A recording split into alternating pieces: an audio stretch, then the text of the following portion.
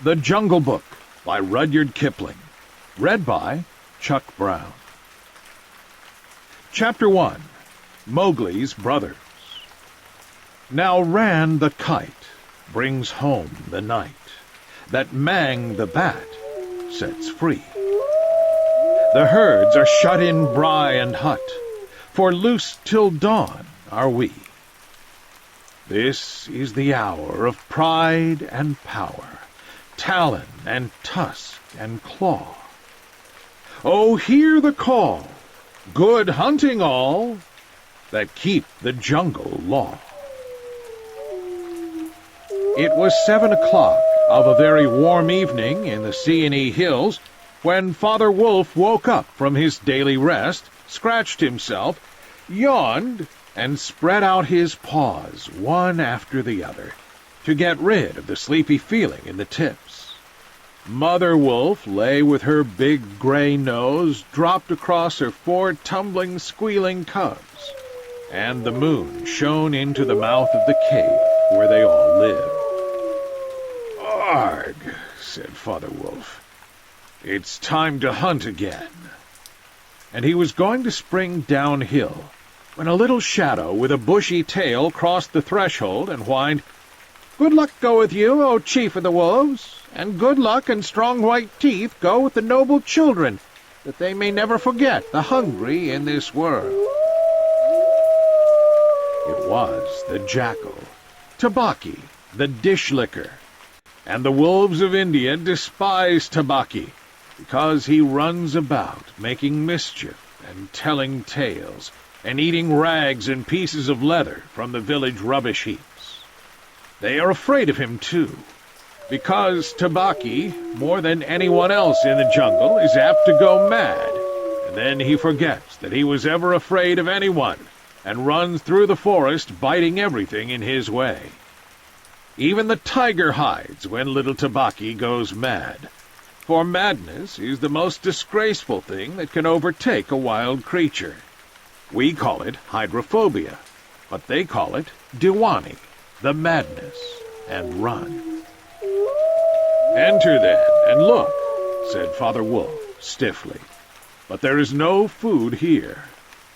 "For a wolf, no," said Tabaki, "but for so mean a person as myself, a dry bone is a good feast. Who are we, the Gitterlog, the jackal people, to pick and choose?" He scuttled to the back of the cave, where he found the bone of a buck with some meat on it, and sat cracking the end merrily. "All thanks for this good meal," he said, licking his lips. "How beautiful are the noble children! How large are their eyes, and so young, too! Indeed, indeed, I might have remembered that the children of kings are men from the beginning." Now, Tabaki knew as well as anyone else that there is nothing so unlucky as to compliment children to their faces, and it pleased him to see Mother and Father Wolf look uncomfortable. Tabaki sat still, rejoicing in the mischief that he had made, and then he said spitefully, "Shere Khan, the big one, has shifted his hunting grounds. He will hunt among these hills during the next moon, so he has told me." Shere Khan was the tiger who lived near the Wainganga River, 20 miles away. "He has no right," Father Wolf began angrily. "By the law of the jungle, he has no right to change his quarters without fair warning. He will frighten every head of game within 10 miles, and I have to kill for 2 these days." "His mother did not call him Lungri, the lame one, for nothing," said Mother Wolf quietly. "He has been lame in one foot from his birth. That is why he has only killed cattle. Now the villagers of the Wainganga are angry with him, and he has come here to make our villagers angry. They will scour the jungle for him when he is far away, and we and our children must run when the grass is set alight. Indeed, we are very grateful to Shere Khan." "Shall I tell him of your gratitude?" said Tabaki. "Out," snapped Father Wolf. "Out and hunt with thy master. Thou hast done harm enough for one night." "I go," said Tabaki quietly, Ye can hear Shere Khan below us in the thickets. I might have saved myself the message." Father Wolf listened, and in the dark valley that ran down to a little river, he heard the dry, angry, snarly, sing-song whine of a tiger who has caught nothing and does not care if all the jungle knows it. "The fool," said Father Wolf, "to begin a night's work with that noise. Does he think that our buck are like his fat Waingunga bullocks?" "Hush! It is neither bullock nor buck that he hunts tonight," said Mother Wolf. "It is man." The whine had changed to a sort of humming purr that seemed to roll from every quarter of the compass. It was the noise that bewilders woodcutters and gypsies sleeping in the open and makes them run sometimes into the very mouth of the tiger. "Man," said Father Wolf, showing all his white teeth. "Faugh! Are there not enough beetles and frogs in the tank that he must eat man, and on our ground, too?" The law of the jungle, which never orders anything without a reason, forbids every beast to eat man, except when he is killing to show his children how to kill, and then he must hunt outside the hunting grounds of his pack or tribe. The real reason for this is that man-killing means, sooner or later, the arrival of white men on elephants with guns, and hundreds of brown men with gongs and rockets and torches. Then everybody in the jungle suffers. The reason the beasts give among themselves is that man is the weakest and most defenseless of all living things, and it is unsportsmanlike to touch him. They say, too, and it is true, that man-eaters become mangy and lose their teeth. The purr grew louder, and ended in the full-throated "arr" of the tiger's charge. Then there was a howl, an untigerish howl, from Shere Khan. "He has missed," said Mother Wolf. "What is it?" Father Wolf ran out a few paces and heard Shere Khan muttering and mumbling savagely as he tumbled about in the scrub. "The fool has had no more sense than to jump at a woodcutter's campfire, so he has burned his feet," said Father Wolf with a grunt. "Tabaki is with him." "Something is coming uphill," said Mother Wolf, twitching one ear. "Get ready." The bushes rustled a little in the thicket, and Father Wolf dropped with his haunches under him, ready for his leap. Then, if you had been watching, you would have seen the most wonderful thing in the world. The wolf checked in mid-spring. He made his bound before he saw what it was he was jumping at, and then he tried to stop himself.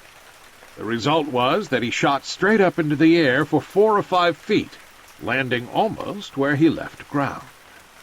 "Man," he snapped. "A man's cub. Look."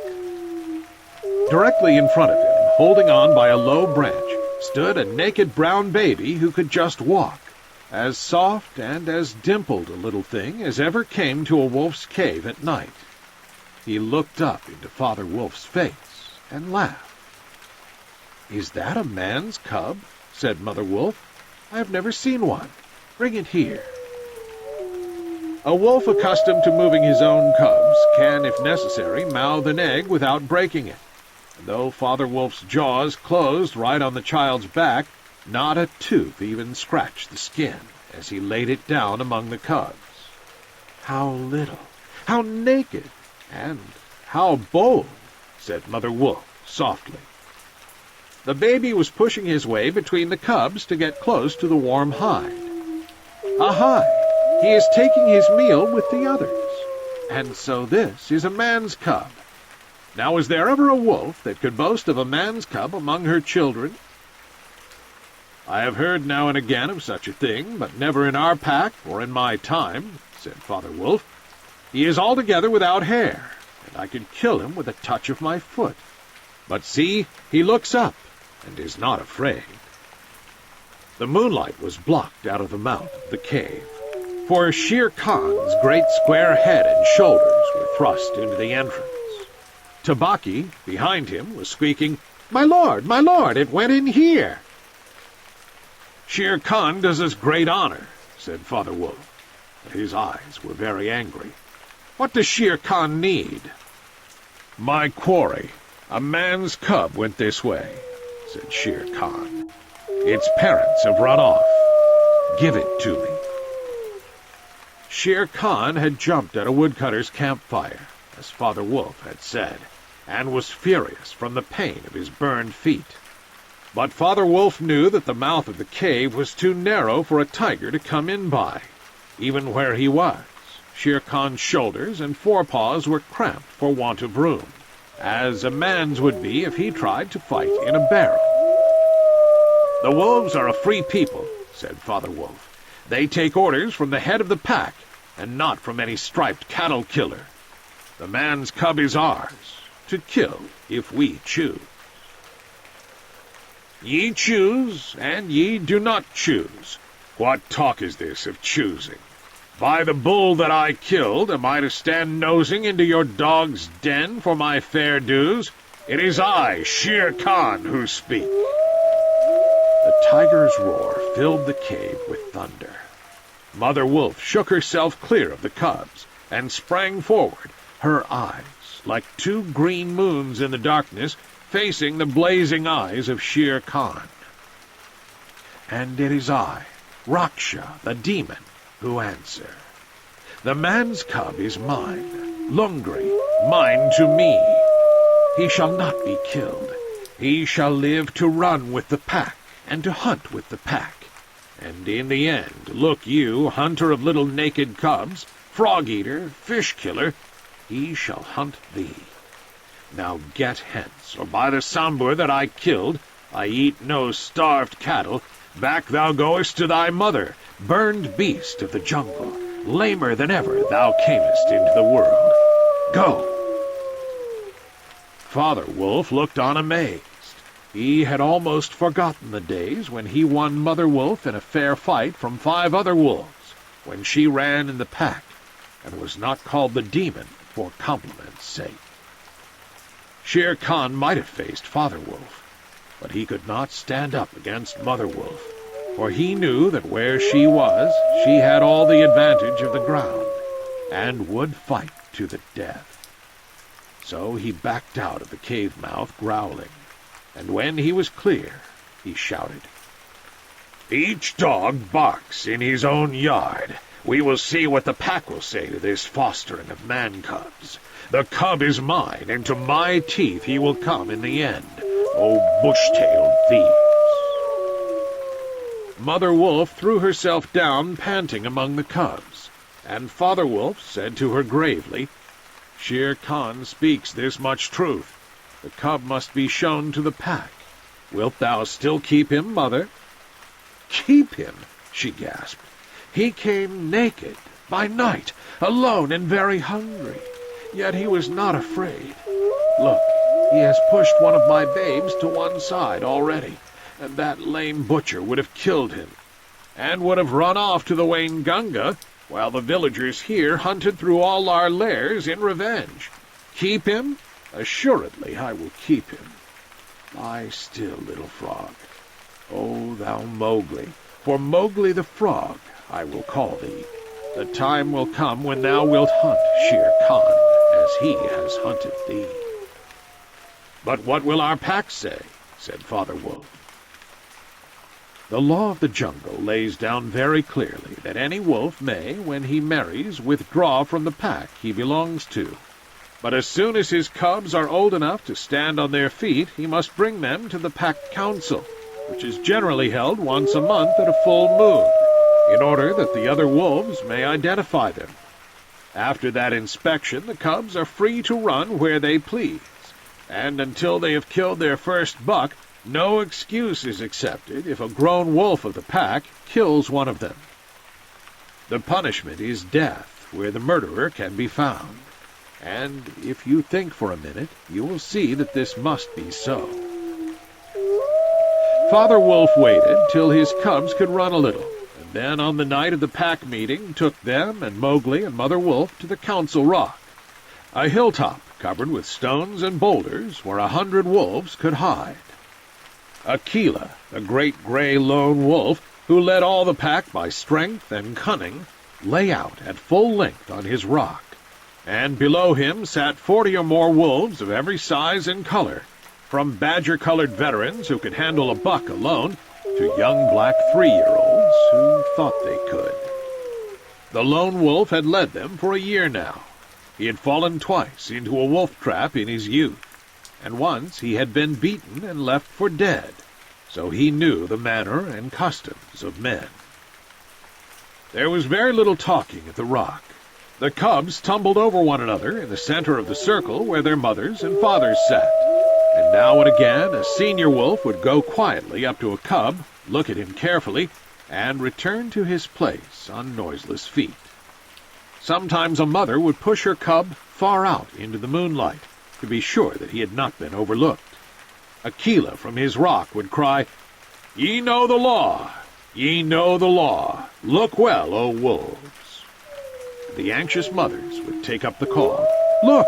Look well, O wolves!" At last, and Mother Wolf's neck bristles lifted as the time came, Father Wolf pushed Mowgli the Frog, as they called him, into the center, where he sat laughing and playing with some pebbles that glistened in the moonlight.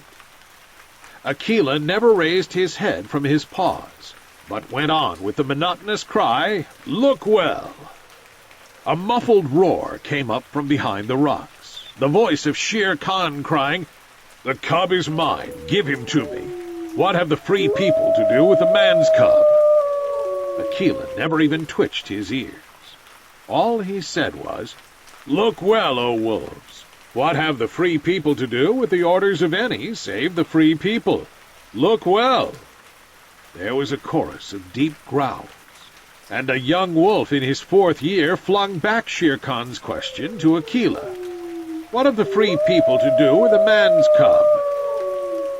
Now the law of the jungle lays down that if there is any dispute as to the right of a cub to be accepted by the pack, he must be spoken for by at least 2 members of the pack who are not his father and mother. "Who speaks for this cub?" said Aquila. "Among the free people, who speaks?" There was no answer, and Mother Wolf got ready for what she knew would be her last fight, if things came to fighting.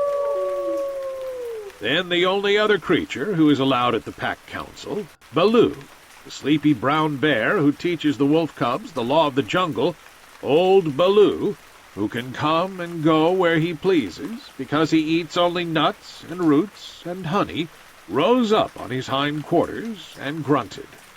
"The man's cub! The man's cub!" he said. "I speak for the man's cub. There is no harm in a man's cub. I have no gift of words, but I speak the truth. Let him run with the pack and be entered with the others.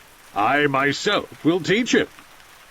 "We need yet another," said Aquila. "Baloo has spoken, and he is our teacher for the young cubs. Who speaks besides Baloo?" A black shadow dropped down into the circle. It was Bagheera, the Black Panther, inky black all over, but with the panther markings showing up in certain lights like the pattern of watered silk. Everybody knew Bagheera, and nobody cared to cross his path, for he was as cunning as Tabaqui, as bold as the wild buffalo, and as reckless as the wounded elephant. But he had a voice as soft as wild honey dripping from a tree, and skin softer than down. "O Aquila, and ye the free people," he purred, "I have no right in your assembly, but the law of the jungle says that if there is a doubt which is not a killing matter in regard to a new cub, the life of that cub may be bought at a price, and the law does not say who may or may not pay that price. Am I right?" "Good, good," said the young wolves, who are always hungry. "Listen to Bagheera. The cub can be bought for a price. It is the law." "Knowing that I have no right to speak here, I ask your leave." "Speak then," cried 20 voices. "To kill a naked cub is shame. Besides, he may make better sport for you when he is grown. Baloo has spoken in his behalf. Now to Baloo's word I will add 1 bull, and a fat one, newly killed not half a mile from here, if ye will accept the man's club according to the law. Is it difficult?" There was a clamor of scores of voices, saying, "What matter? He will die in the winter rains. He will scorch in the sun. What harm can a naked frog do us? Let him run with the pack. Where is the bull, Bagheera? Let him be accepted." And then came Akela's deep bay, crying, look well, O wolves." Mowgli was still playing with the pebbles, and he did not notice when the wolves came and looked at him one by one. At last they all went down the hill for the dead bull, and only Akela, Bagheera, Baloo, and Mowgli's own wolves were left. Shere Khan roared still in the night, for he was very angry that Mowgli had not been handed over to him. "Aye, roar well," said Bagheera under his whiskers, "for the time comes when this naked thing will make thee roar to another tune, for I know nothing of man." "It was well done," said Akela. "Men and their cubs are very wise. He may be a help in time." "Truly, a help in time of need, for none can hope to lead the pack forever," said Bagheera. Akela said nothing. He was thinking of the time that comes to every leader of every pack, when his strength goes from him, and he gets feebler and feebler, till at last he is killed by the wolves, and a new leader comes up, to be killed in his turn. "Take him away," he said to Father Wolf, "and train him as befits one of the free people." And that is how Mowgli was entered into the Seeonee wolf pack for the price of a bull, and on Baloo's good word. Now you must be content to skip 10 or 11 whole years, and only guess at all the wonderful life that Mowgli led among the wolves, because if it were written out, it would fill ever so many books. He grew up with the cubs, though they of course were grown wolves almost before he was a child, and Father Wolf taught him his business and the meaning of things in the jungle, till every rustle in the grass, every breath of the warm night air, every note of the owls above his head, every scratch of a bat's claws as it roosted for a while in a tree, and every splash of every little fish jumping in a pool meant just as much to him as the work of his office means to a businessman. When he was not learning, he sat out in the sun and slept, and ate, and went to sleep again. When he felt dirty or hot, he swam in the forest pools. And when he wanted honey, Baloo told him that honey and nuts were just as pleasant to eat as raw meat. He climbed up for it, and that Bagheera showed him how to do. Bagheera would lie out on a branch and call, "Come along, little brother." And at first Mowgli would cling like the sloth, but afterward he would fling himself through the branches almost as boldly as the gray ape. He took his place at the Council Rock, too, when the pack met, and there he discovered that if he stared hard at any wolf, the wolf would be forced to drop his eyes, and so he used to stare for fun. At other times he would pick the long thorns out of the pads of his friends, for wolves suffer terribly from thorns and burrs in their coats. He would go down the hillside into the cultivated lands by night, and look very curiously at the villagers in their huts. But he had a mistrust of men, because Bagheera showed him a square box with a drop gate so cunningly hidden in the jungle that he nearly walked into it, and told him it was a trap. He loved better than anything else to go with Bagheera into the dark, warm heart of the forest, to sleep all through the drowsy day, and at night see how Bagheera did his killing. Bagheera killed right and left as he felt hungry, and so did Mowgli, with one exception. As soon as he was old enough to understand things, Bagheera told him that he must never touch cattle, because he had been bought into the pack at the price of a bull's life. "All the jungle is thine," said Bagheera, "and thou canst kill everything that thou art strong enough to kill. But for the sake of the bull that bought thee, thou must never kill or eat any cattle, young or old. That is the law of the jungle." Mowgli obeyed faithfully. As he grew and grew strong as a boy must grow, who does not know that he is learning any lessons, and who has nothing in the world to think of except things to eat. Mother Wolf told him once or twice that Shere Khan was not a creature to be trusted, and that someday he must kill Shere Khan. But though a young wolf would have remembered that advice every hour, Mowgli forgot it, because he was only a boy, though he would have called himself a wolf if he had been able to speak in any human tongue. Shere Khan was always crossing his path in the jungle, for as Akela grew older and feebler, the lame tiger had come to be great friends with the younger wolves of the pack, who followed him for scraps, a thing Akela would never have allowed if he had dared to push his authority to the proper bounds. Then Shere Khan would flatter them, and wonder that such fine young hunters were content to be led by a dying wolf and a man's cub. "They tell me," Shere Khan would say, "that at council ye dare not look him between the eyes." And the young wolves would growl and bristle. Bagheera, who had eyes and ears everywhere, knew something of this, and once or twice he told Mowgli in so many words that Shere Khan would kill him some day, and Mowgli would laugh and answer, "I have the pack, and I have thee, and Baloo, though he is so lazy, might strike a blow or two for my sake. Why should I be afraid?" It was one very warm day that a new notion came to Bagheera, born of something that he had heard. Perhaps Ikki the porcupine had told him. But he said to Mowgli when they were deep in the jungle, as the boy lay with his head on Bagheera's beautiful black skin, "Little brother, how often have I told thee that Shere Khan is thy enemy?" "As many times as there are nuts on that palm," said Mowgli, who naturally could not count. "What of it? I am sleepy, Bagheera, and Shere Khan is all long tail and loud talk, like Mao the peacock." "But this is no time for sleeping. Baloo knows it, I know it, the pack know it, and even the foolish, foolish deer know. Tabaki has told thee too." "Ho, ho!" said Mowgli. "Tabaki came to me not long ago with some rude talk that I was a naked man's cub, and not fit to dig pig nuts. But I caught Tabaki by the tail and swung him twice against a palm tree to teach him better manners." "That was foolishness, for though Tabaki is a mischief-maker, he would have told thee of something that concerned thee closely. Open those eyes, little brother.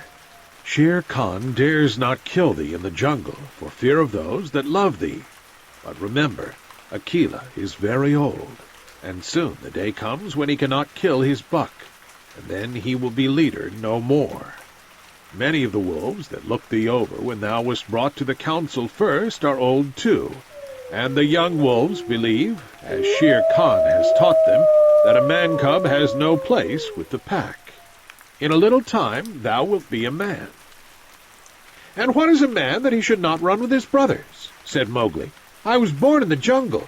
I have obeyed the law of the jungle, and there is no wolf of ours from whose paws I have not pulled a thorn. Surely they are my brothers." Bagheera stretched himself at full length and half shut his eyes.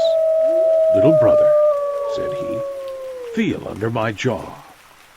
Mowgli put up his strong brown hand, and just under Bagheera's silky chin, where the giant rolling muscles were all hid by the glossy hair, he came upon a little bald spot. "There is no one in the jungle that knows that I, Bagheera, carry that mark, the mark of the collar. And yet, little brother, I was born among men, and it was among men that my mother died, in the cages of the king's palace at Udaipur. It was because of this that I paid the price for thee at the council when thou wast a little naked cub. Yes, I too was born among men. I had never seen the jungle.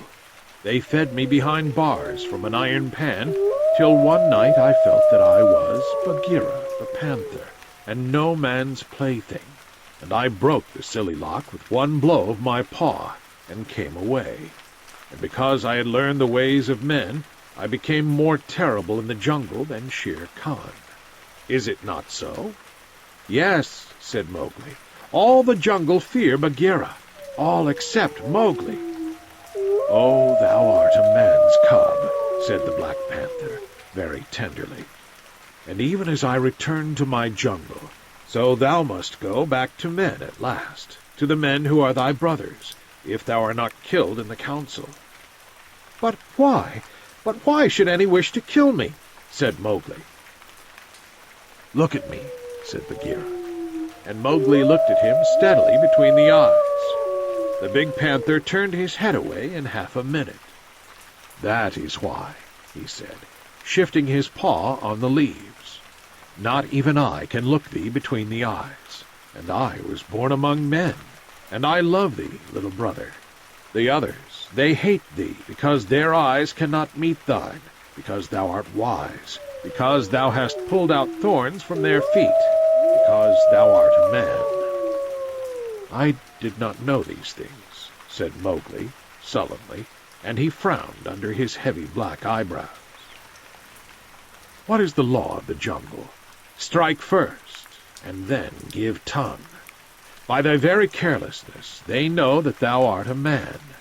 But be wise. It is in my heart that when Akela misses his next kill, and at each hunt it causes him more to pin the buck, the pack will turn against him, and against thee. They will hold a jungle council at the rock, and then... "I have it," said Bagheera, leaping up. "Go thou down quickly to the men's huts in the valley, and take some of the red flower which they grow there, so that when the time comes thou mayest have an even stronger friend than I, or Baloo, or those of the pack that love thee. Get the red flower."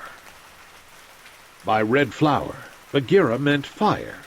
Only no creature in the jungle will call fire by its proper name. Every beast lives in deadly fear of it, and invents 100 ways of describing it. "The red flower," said Mowgli, "that grows outside their huts in the twilight. I will get some." "There speaks the man's cub," said Bagheera proudly. "Remember that it grows in little pots. Get one swiftly, and keep it by thee for time of need." "Good," said Mowgli. "I go. But art thou sure, O my Bagheera?" He slipped his arm around the splendid neck and looked deep into the big eyes. "Art thou sure that this is all Shere Khan's doing?" "By the broken lock that freed me, I am sure, little brother."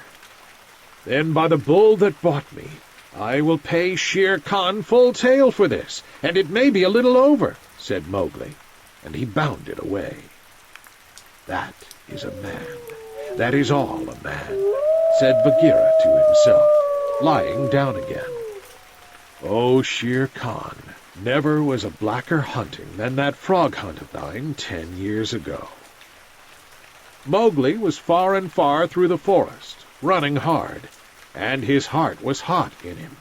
He came to the cave as the evening mist rose, and drew breath, and looked down at the valley. The cubs were out, but Mother Wolf, at the back of the cave, knew by his breathing that something was troubling her frog. "What is it, son?" she said. "Some bat's chatter of Shere Khan," he called back. "I hunt among the plowed fields tonight." And he plunged downward through the bushes to the stream at the bottom of the valley. There he checked, for he heard the yell of the pack hunting, heard the bellow of a hunted sambur, and the snort as the buck turned at bay. Then there were wicked, bitter howls from the young wolves. "Akela! Akela! Let the lone wolf show his strength. Room for the leader of our pack. Spring, Akela!" The lone wolf must have sprung and missed his hold, for Mowgli heard the snap of his teeth, and then a yelp as the sambur knocked him over with his forefoot. He did not wait for anything more, but dashed on, and the yells grew fainter behind him as he ran into the croplands where the villagers lived. Bagheera spoke truth, he panted, as he nestled down in some cattle fodder by the window of a hut. "Tomorrow is one day for Akela and for me." Then he pressed his face close to the window and watched the fire on the hearth. He saw the husbandman's wife get up and feed it in the night with black clumps. And when the morning came and the mists were all white and cold, he saw the man's child pick up a wicker pot plastered inside with earth, fill it with lumps of red-hot charcoal, put it under his blanket, and go out to tend the cows in the byre. "Is that all?" said Mowgli. "If a cub can do it, there is nothing to fear." So he strode around the corner and met the boy, took the pot from his hand, and disappeared into the mist, while the boy howled with fear. "They are very like me," said Mowgli, blowing into the pot, as he had seen the woman do. "This thing will die if I do not give it things to eat." And he dropped twigs and dried bark on the red stuff. Halfway up the hill he met Bagheera, with the morning dew shining like moonstones on his coat. "Akela has missed," said the panther.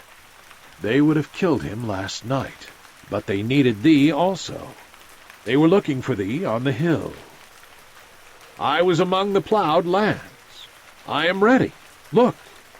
Mowgli held up the fire-pot. "Good. Now I have seen men thrust a dry branch into that stuff, and presently the red flower blossomed at the end of it. Art thou not afraid?" "No. Why should I fear? I remember, now if it is not a dream, how before I was a wolf I lay beside the red flower, and it was warm and pleasant." All that day Mowgli sat in the cave tending his fire-pot, and dipping dry branches into it to see how they looked. He found a branch that satisfied him, and in the evening, when Tabaqui came to the cave and told him, rudely enough, that he was wanted at the council rock, he laughed till Tabaqui ran away. Then Mowgli went to the council, still laughing. Akela, the lone wolf, lay by the side of his rock, as a sign that the leadership of the pack was open, and Shere Khan, with his following of scrap-fed wolves, walked to and fro openly, being flattered. Bagheera lay close to Mowgli, and the fire-pot was between Mowgli's knees. When they were all gathered together, Shere Khan began to speak, a thing he would never have dared to do when Akela was in his prime. "He has no right," whispered Bagheera. "Say so. He is a dog's son. He will be frightened." Mowgli sprang to his feet. "Free people," he cried. "Does Shere Khan lead the pack? What has a tiger to do with our leadership?" "Seeing that the leadership is yet open and being asked to speak," Shere Khan began. "By whom?" said Mowgli.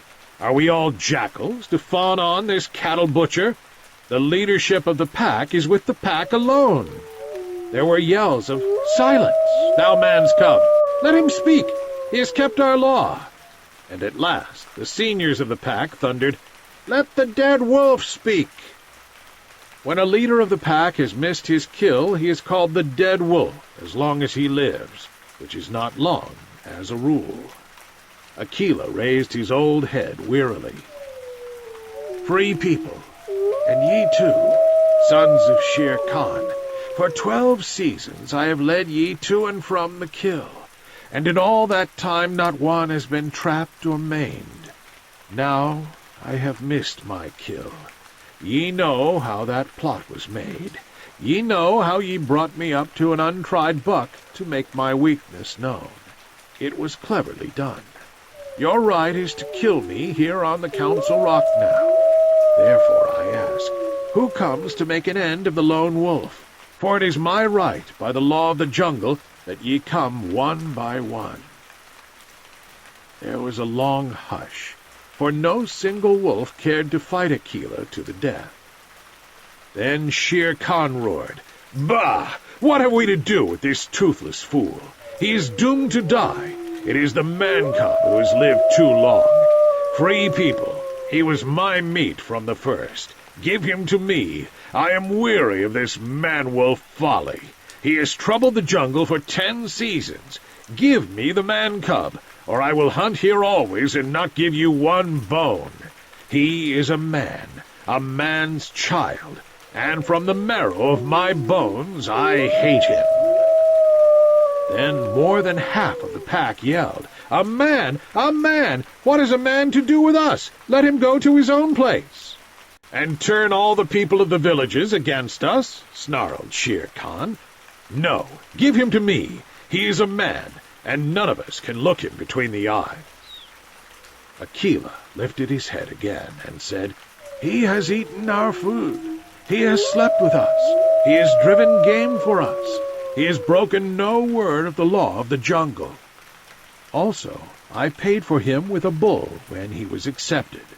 The worth of a bull is little, but Bagheera's honor is something that he will perhaps fight for," said Bagheera in his gentlest voice.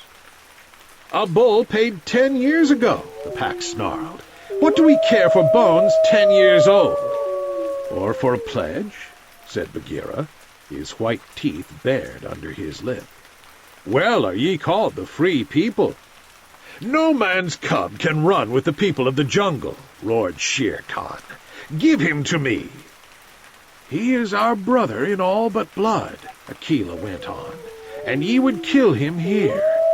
In truth, I have lived too long. Some of ye are eaters of cattle, and of others I have heard that under Shere Khan's teaching ye go by dark night and snatch children from the villagers' doorstep. Therefore I know ye to be cowards, and it is to cowards I speak. It is certain that I must die, and my life is of no worth, or I would offer that in the man-cub's place. But for the sake of the honor of the pack, a little matter that, by being without a leader, ye have forgotten. I promise that if ye let the man-cub go to his own place, I will not, when my time comes to die, bear one tooth against ye. I will die without fighting. That will at least save the pack 3 lives. More I cannot do. But if ye will, I can save ye the shame that comes of killing a brother against whom there is no fault. A brother spoken for and bought into the pack according to the law of the jungle." "He is a man! A man! A man!" snarled the pack, and most of the wolves began to gather round Shere Khan, whose tail was beginning to switch. "Now the business is in thy hands," said Bagheera to Mowgli.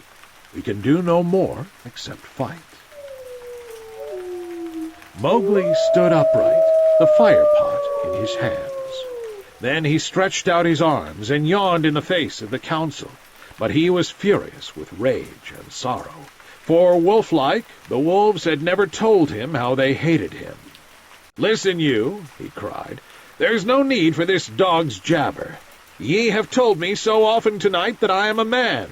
Ye have told me so often tonight that I am a man, though indeed I would have been a wolf with you to my life's end, that I feel your words are true. So I do not call ye my brothers any more, but sag, dogs, as a man should. What ye will do and what ye will not do is not yours to say. That matter is with me, and that we may see the matter more plainly, I, the man, have brought here a little of the red flower, which ye dogs fear." He flung the fire-pot on the ground, and some of the red coals lit a tuft of dried moss that flared up as all the council drew back in terror before the leaping flames. Mowgli thrust his dead branch into the fire, till the twigs lit and crackled, and whirled it above his head among the cowering wolves. "Thou art the master," said Bagheera in an undertone. "Save Akela from death. He was ever thy friend." Akela, a grim old wolf, who had never asked for mercy in his life, gave one piteous look at Mowgli as the boy stood all naked, his long black hair tossing over his shoulders in the light of the blazing branch that made the shadows jump and quiver. "Good," said Mowgli, staring around slowly, and thrusting out his lower lip. "I see that ye are dogs. I go from you to my own people, if they be my own people. The jungle is shut to me, and I must forget your talk and your companionship. But I will be more merciful than ye are, because I was all but your brother in blood. I promise that when I am a man among men I will not betray ye to men as ye have betrayed me." He kicked the fire with his foot, and the sparks flew up. "There shall be no war between any of us and the pack. but here is a debt to pay before I go." He strode forward to where Shere Khan sat blinking stupidly at the flames, and caught him by the tuft on his chin. Bagheera followed close, in case of accidents. "Up, dog!" Mowgli cried. "Up when a man speaks, or I will set that coat ablaze." Shere Khan's ears lay flat back on his head, and he shut his eyes, for the blazing branch was very near. "This cattle killer said he would kill me in the council, because he had not killed me when I was a cub. Thus and thus do we beat dogs when we are men. Stir a whisker, Lungri, and I ram the red flower down thy gullet." He beat Shere Khan over the head with the branch, and the tiger whimpered and whined in an agony of fear. "Pah! Singed jungle cat! Go now! But remember, when next I come to the council rock, as a man should come, it will be with Shere Khan's hide on my head. For the rest, Akela goes free to live as he pleases. Ye will not kill him, because that is not my will, nor do I think that ye will sit here any longer, lolling your tongues out as though you were somebody's instead of dogs whom I drive out, thus. Go!" The fire was burning furiously at the end of the branch, and Mowgli struck right and left round the circle, and the wolves ran howling with the spark burning their fur.